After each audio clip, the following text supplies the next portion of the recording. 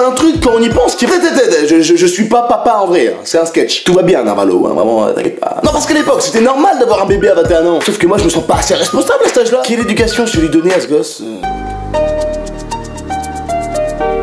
Alors moi, j'ai choisi de faire grandir mon enfant dans un havre de paix.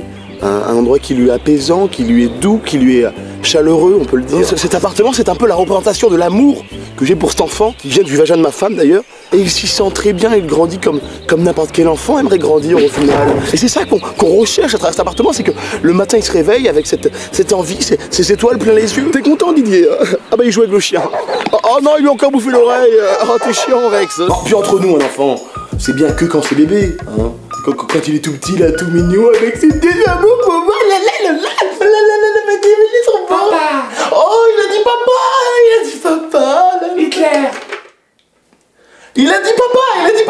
Et quand il grandit, c'est plus très intéressant. Hein. Vous savez quoi? En cours cet après-midi, j'ai appris que la masse moléculaire d'un atome plongeait dans un... Putain, mais on s'en bat les couilles. Ouais, putain. Tu comprends ça? On s'en bat les couilles. Tu vois, tout ce que tu racontes, je prends ma couille comme ça, et je la bats. Putain, c'est quoi on est de ta mère? Nique ta mère, moi je te nique ta mère.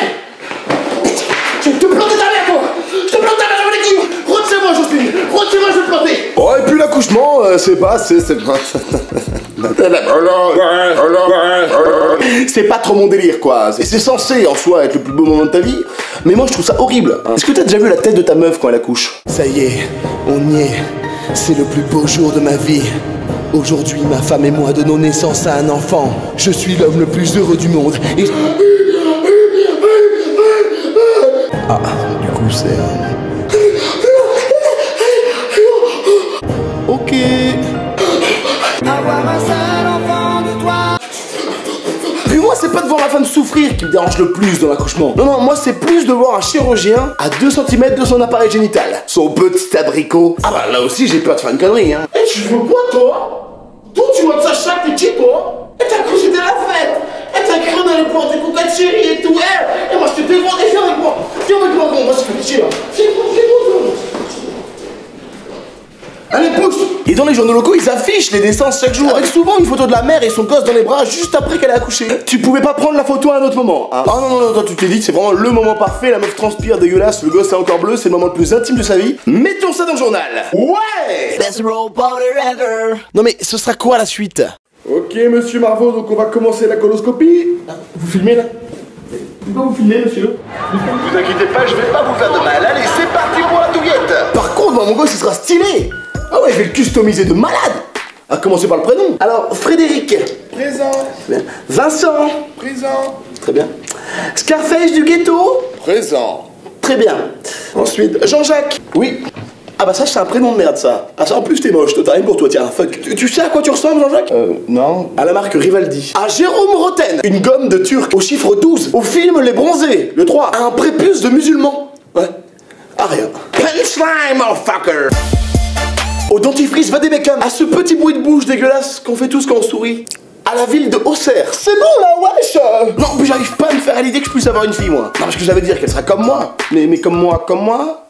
En plus, vous les mecs, vous voulez tous la même chose, là, ça va quoi. Ah, mais de quoi tu parles, en fait? Bah... De ma chatte. Toto. Allez. Non, puis même, je suis pas assez adulte pour avoir un gosse. Ah bah oui, vu mon niveau de maturité, le gamin, si je l'éduque, il va être pire que moi. Mon gamin, il va être tellement immature que même adulte, il sera toujours bébé. Didier a 24 ans, fils de l'humoriste Mr V, il vit avec la particularité de n'avoir jamais grandi et mûri depuis l'âge de 11 mois.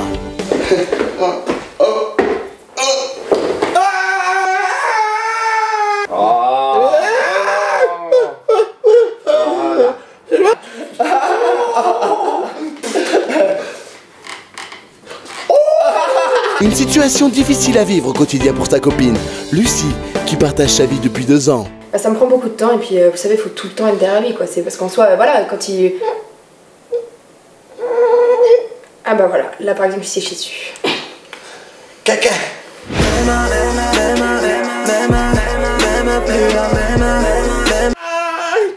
Voilà.